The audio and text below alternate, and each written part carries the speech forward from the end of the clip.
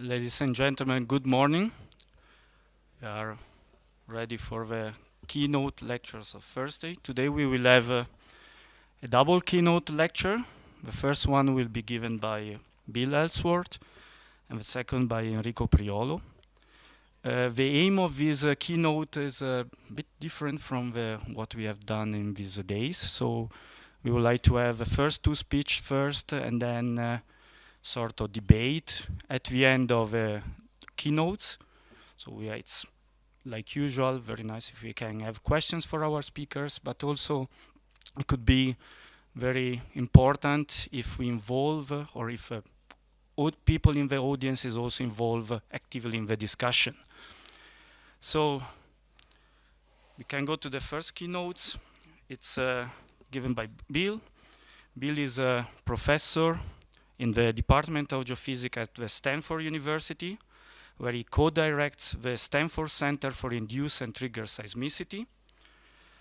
Probably you know very well that he is a researcher focused on seismological studies on active faults and the earthquakes that they generate and physics of the earthquake source. Before being in Stanford, Bill was for nearly 40 years at the USGS, where he was serving USGS as a chief of a branch of seismology, and he was chief scientist of a earthquake hazard team. So Bill received his BS in physics and a master in geophysics from Stanford University and his PhD from MIT. So the talk that Bill will give now is about managing the hazard of induced earthquakes in a changing world.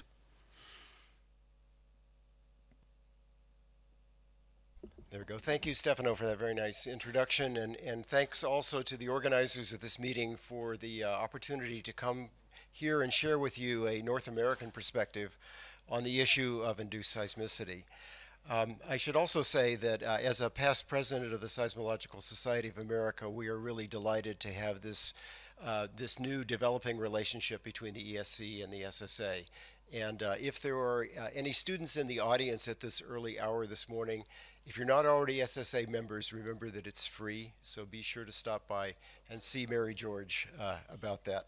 So let me get started with the talk. I'm going to talk a bit about some of the science, but I also want to cover some of the policy issues with earthquakes, and we'll see how those can be interrelated. In outline, I want to remind everyone at the beginning, as we've seen in the past few days, that induced seismicity is a complex problem. It's one that is really of global extent. I will be focusing primarily on ongoing seismicity in the U.S. mid-continent, much of which is related to wastewater injection.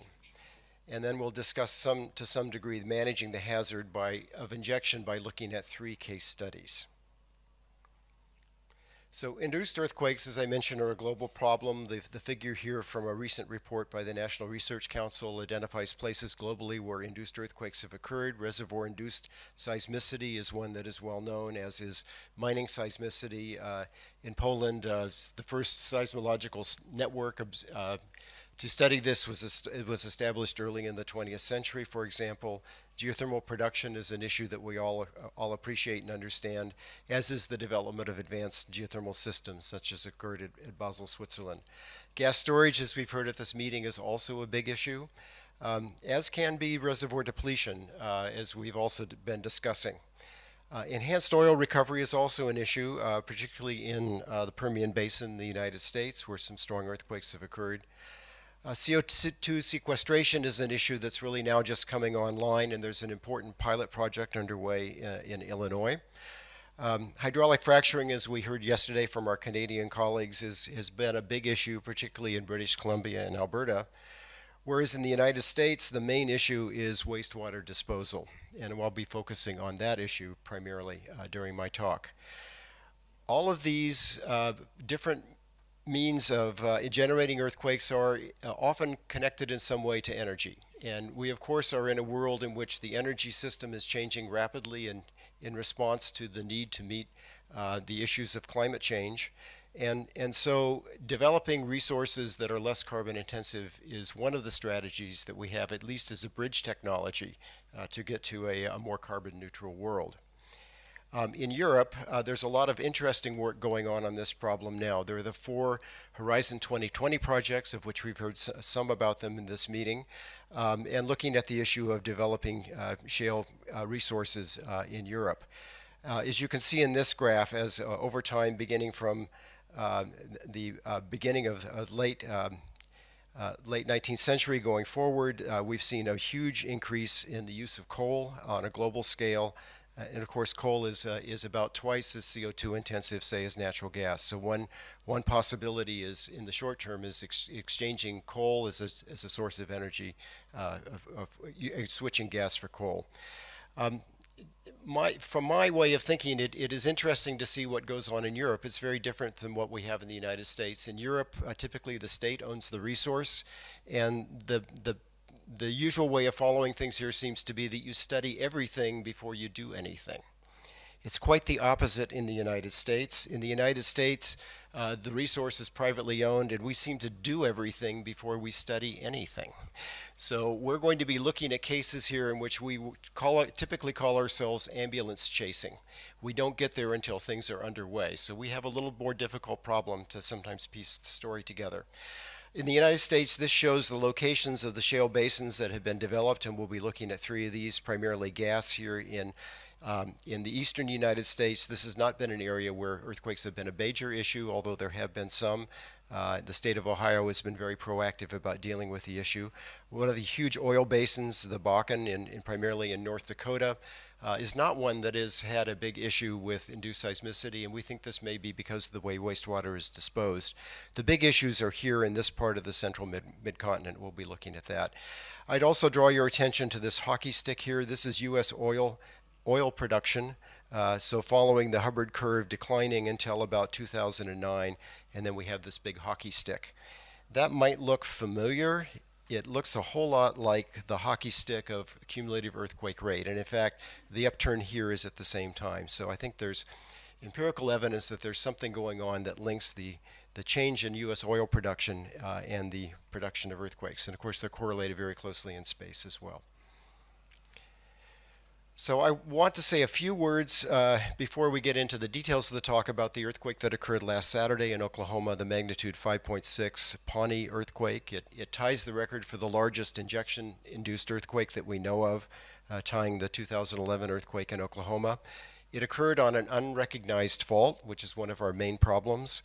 Unfortunately, there were no fatalities. I think only one person was injured, and minimal damage in the low millions of dollars. This map shows the location of the epicenter, and it shows it on the new USGS map, showing the short-term hazard, a one-year hazard map for the U.S. And the earthquake falls on the edge of the area of high probability. And we can see why that is the case. In this slide, this is a zoom in on part of Oklahoma.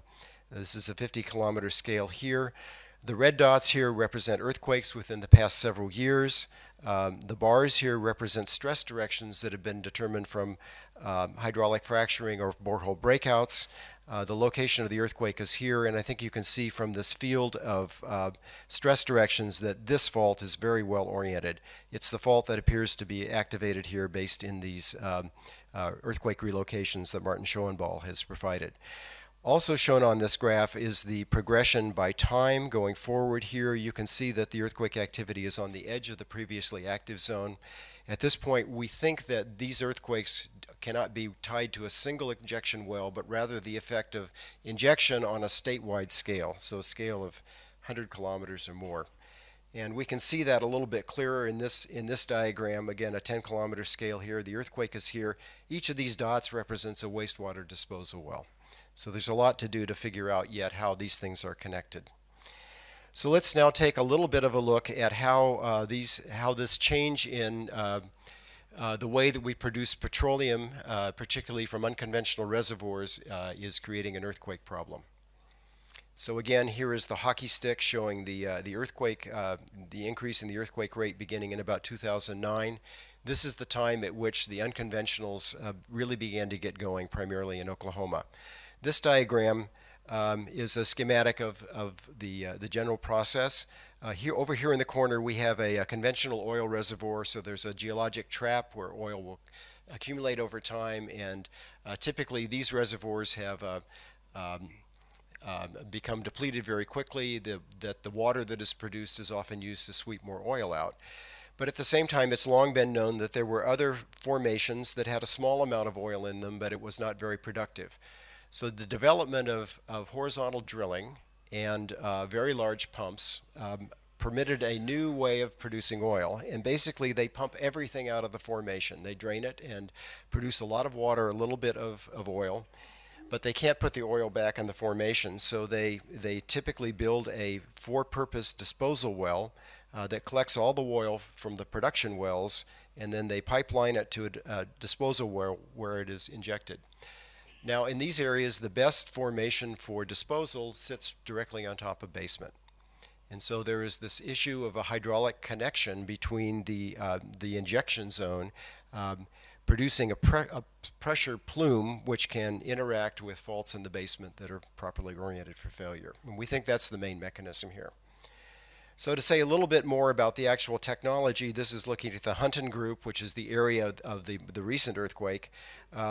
In the natural state, the oil and the gas are sort of at the tips of the cracks. They're in the interstitial space, and that by beginning pumping, you can lower the pressure, begin to move this into the fluid system, which you can then extract with a pump. And it's an enormous amount of wastewater, typically 10 to 50 barrels of wastewater for every barrel of oil. You can't put the water back where you took it out because that will stop the flow of the oil.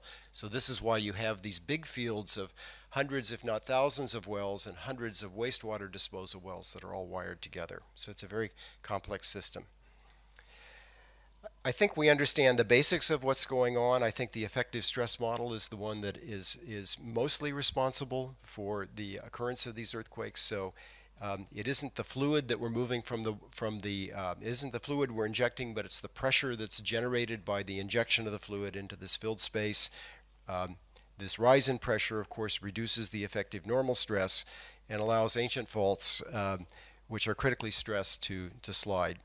The faults occur on a wide variety of scales. They're found everywhere. So if there is a fault that is critically stressed near the failure point, a small pressure perturbation may find it and generate an earthquake.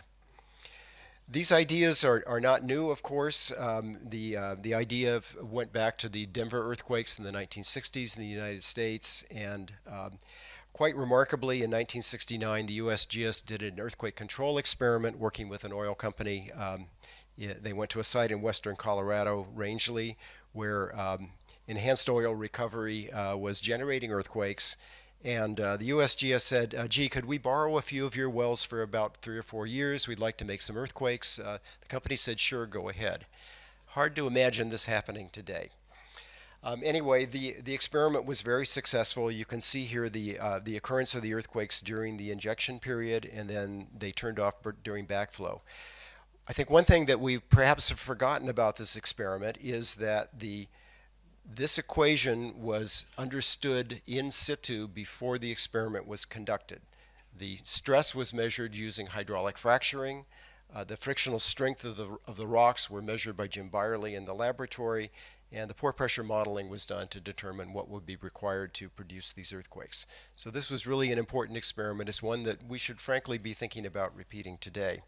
And I think one of the things that we should observe here in this picture of injection is that the earthquakes are not only occurring in the injection interval here in the Weber sandstone, but they're also occurring at the basement at distances of several kilometers from the injection well. So we know that this question of pressure being distributed broadly is one that's an important effect. One other important result from Rangeley, this is from the science paper by Rayleigh et al., the cessation of seismic activity within 1 day of the initiation of backflow in the experimental wells in May 1973 established the correlation between fluid pressure and earthquakes beyond a reasonable doubt.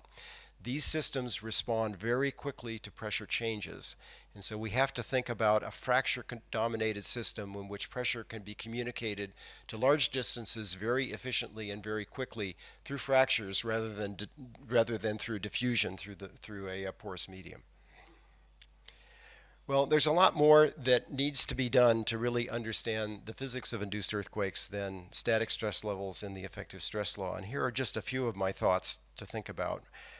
We know a lot more about how to start an earthquake than where and when it will stop. And clearly, this is the issue for seismic hazard. We don't care about the small earthquakes. We care about the large earthquake that occurs in the heavy tail of the distribution. We also know very little about stress magnitudes and their variability in space. We tend to think of stress as a homogeneous quantity, but this really can't be right. And I think one of the things that these induced earthquakes are telling us is that by raising pressure by a small amount over a very broad area, we see individual spots lighting up. These are the places that are close to failure, and they tell us something about the stress heterogeneity. We know even less about the permeability structure of the crust and of ancient faults in particular. And so again, I think this is one of the real key issues where we need to we need to think about new ways of really understanding these hydraulic pathways. And as my late colleague Bob Wallace was fond of reminding us, it's not homogeneous stuff we're dealing with. The Earth is a complex place, and we really have to take that into consideration as we build models. So we're now going to take a look at three case studies from the central United States, and I think they'll each illustrate a slightly different part of the problem. One will be the earthquakes that occurred in the Fayetteville Shale play in the state of Arkansas, the Guy Greenbrier earthquakes. We'll also then look at some management issues that occurred in the Mississippi Lime play in southern Kansas.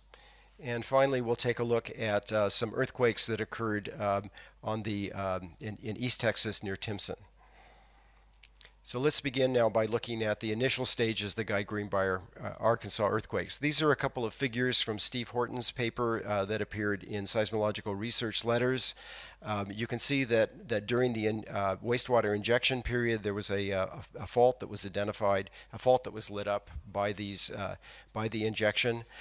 This is a case where the regulators and the companies had worked very carefully to find what they thought was a safe spot for injection. The map faults here are poorly oriented in the contemporary stress field. What they didn't know was that there was a deep basement fault that was properly oriented, and this is the fault that was activated.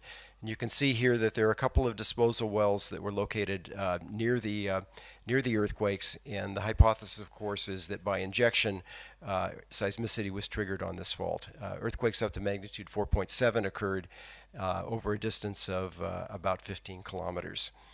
The regulators shut down these wells, and the earthquake activity eventually abated. So what we're doing at Stanford is we're looking at the early stages of this, and we'd like to understand how the seismicity evolved was there seismicity occurring before the large wastewater wells were in action, and how did this fault activation begin? So we began by using a template method to find more earthquakes. We found up more than 100 times the number of earthquakes in the standard catalog, lowering the magnitude detection level down to minus 0.8. This is using just a single station, I should mention. And but we have to recognize that the templates may not find all the earthquakes, so we need to do something else. And we're looking for earthquakes that are very close to the noise, so we need some other methods. And so Clara Yoon and her other colleagues at Stanford developed a new method called FAST, fingerprint and similarity thresholding. It's a way of greatly reducing the information content in the seismogram in a way that allows one to identify signals of different types.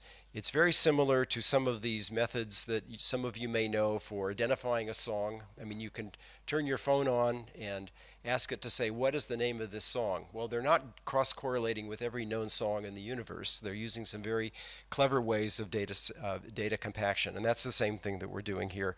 This identified really all the earthquakes that we found by template matching, and I found a few additional ones that we think are going to be important. So I'll show you just some of the results from this work. We found that in the pre-injection period that the earthquakes occurred in a number of clusters. Some of them are on the main fault. The gray dots here represent the catalog earthquakes from later in the sequence. And you can see that there are a couple of places where earthquakes are occurring on this fault, but there are clusters appearing elsewhere. And the question is, why are these earthquakes there? This was quite a surprise to us. Well, they could be associated with other wells. The downward pointing triangles here represent the wastewater injection wells, whereas the upward pointing triangles with the sticks here, these are the horizontal wells. And you can see that there are many wells within this area. So Clara has done a very careful job of understanding where these small swarms of earthquakes were occurring and the timing relationship to the actual to the hydraulic fracturing or stimulation activities.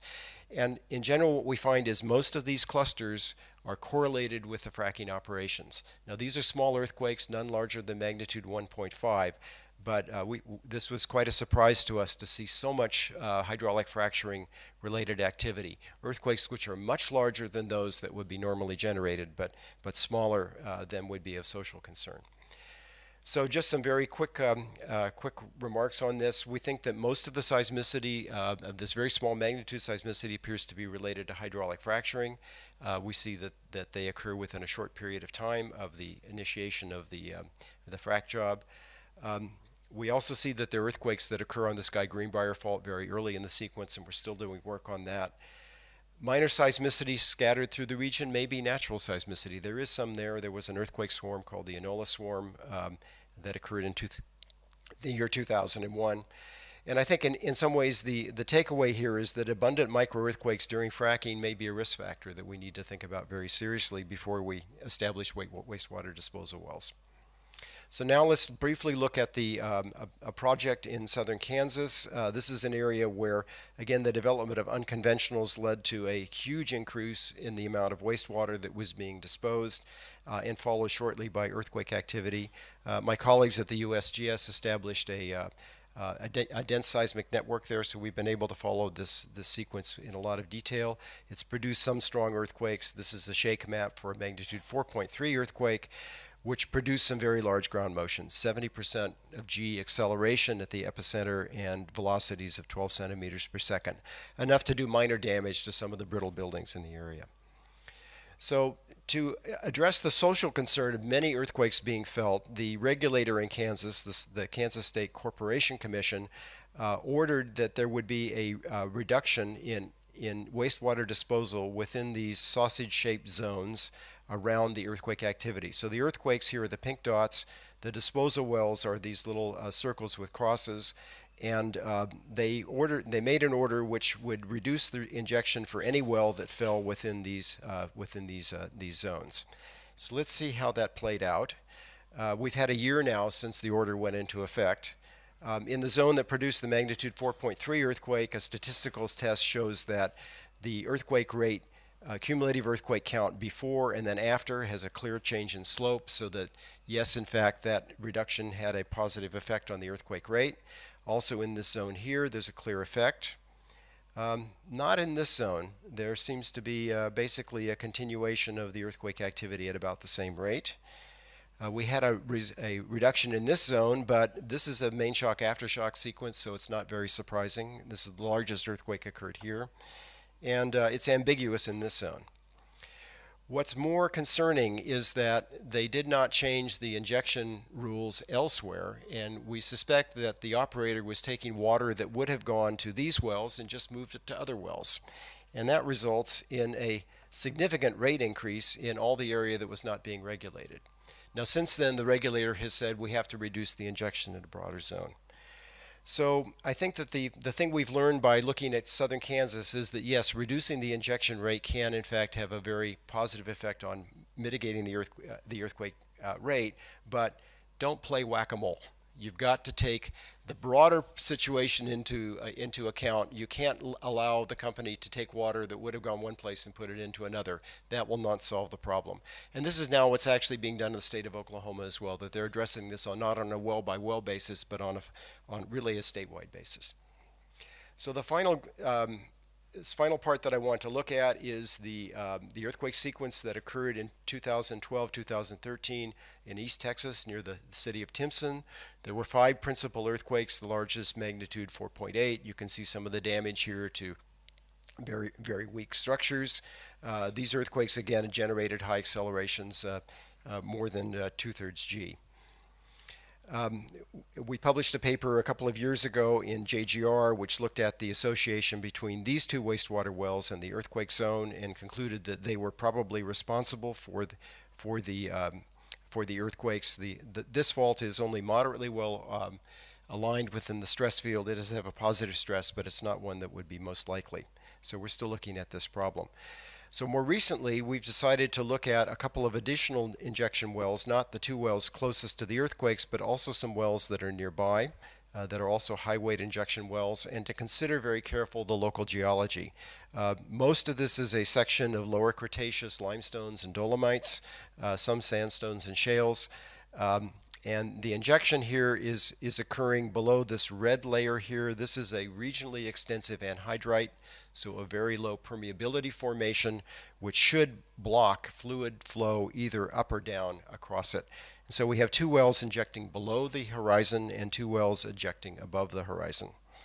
Now, what was exciting was that my colleague at Arizona State, Manu Sherzai, was able to find deformation data using the ALOS satellite that shows that we are seeing surface deformation related to the injection. And here's a map showing the rate of vertical movement or toward the satellite movement over this period from 2007 to 2011. The west wells and the earthquakes are over here. The east wells are here, and I think you can see that there's a very clear area here that appears to be associated with the east wells that is rising at a rate of about 2 millimeters or so per year. So this is a big number. There are no good ski areas in East Texas, so we know that this is not a long-term geologic process. We think it's very clearly related to the wastewater injection. And one thing I would say here without doing any modeling is you can see that the uplifts is extending to significant distance, at least 8 kilometers from these wells. So the reach of the pressure plume from injection can be substantial. So we've done some modeling of this using a poroelastic formulation to look at the injection at the east wells and the west wells, taking into account this anhydrite in between, which is very low permeability. And in these models, we have the injection histories from all the wells and are able to do this as a forward-looking problem. So we inject and then we have to match the surface deformation. Just to give you a flavor for what this looks like, can I get this to work? Maybe not. So, well, we'll just move ahead. So this shows us the volume strain that is found in this modeling, and you can see that there's very large volume strain related to the shallow injection, but almost no volume strain that is related to the deep injection. We get the opposite picture when we look at the pore pressure. There is a little bit of a pore pressure increase beneath the shallow wells, but the major pore pressure increase is occurring during the deep wells. So again, this anhydrite layer is blocking pressure from propagating downward from these wells, and it's also trapping the injection in these levels, really requiring that it spread laterally and go into basement.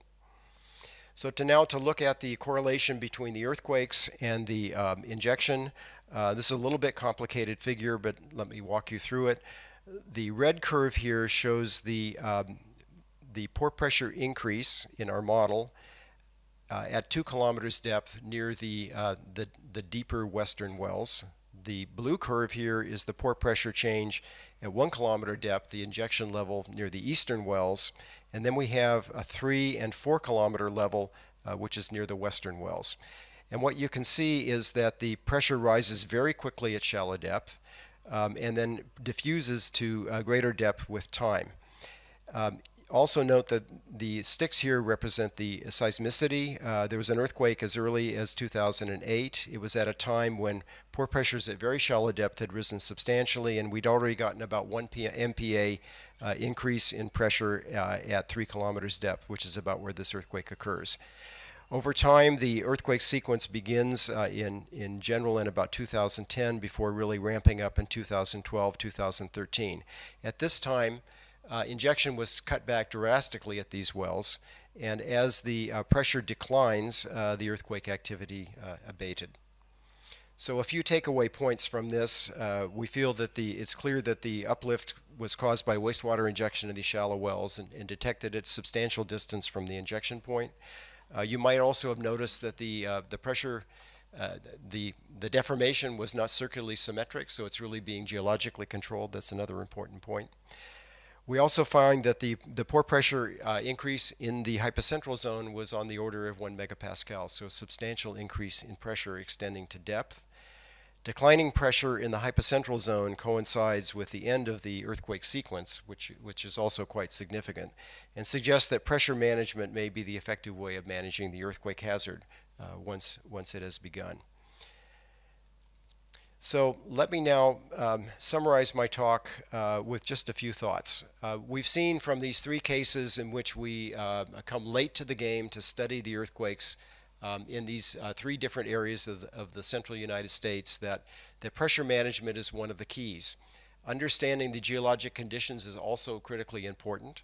I think one of the lessons from the Timpson earthquake case is that if we can find a way of injecting fluids that has a barrier between the injection zone and the crystalline basement, we are going to be in a much safer condition than we found in Oklahoma and in Arkansas and in Kansas, where the injection was basically going directly into formations that were in direct communication with basement. So there's a lot that needs to be done in coordination with understanding the local geology as well as the hydrogeologic character of the formations that may be accessed. This map shows one assessment of global shale resources. I think you can see they're everywhere. It's hard to imagine that these resources are not going to be tapped at some time in the future. We are the ones who are developing the technology, and I think we have a special responsibility as seismologists who understand the earthquake hazard issue to really learn how to develop best practices. So those can be ones that will be recommended and hopefully followed around the world. And just as a quick reminder, when we have an earthquake of magnitude 5.5 or so in California, not much happens. This is a shake map from an earthquake in 2007, just on the edge of Silicon Valley. No fatalities, no injuries, no damage. The 2011 Prague, Oklahoma earthquake, it really is pronounced Prague. Magnitude 5.7, same size, no fatalities fortunately, some injuries, $10 million or so in insured losses. And we can compare that with the 1986 San Salvador earthquake, same size, magnitude 5.7, 1,500 fatalities. So what really matters here is the exposure and the fragility of the infrastructure that is being exposed to the earthquakes. I think we can solve this problem. We've made great progress, and I think it's going to be an exciting time for the field going forward. We need to think and solve these problems locally so that we can act on them globally. So with that, thank you very much for your attention.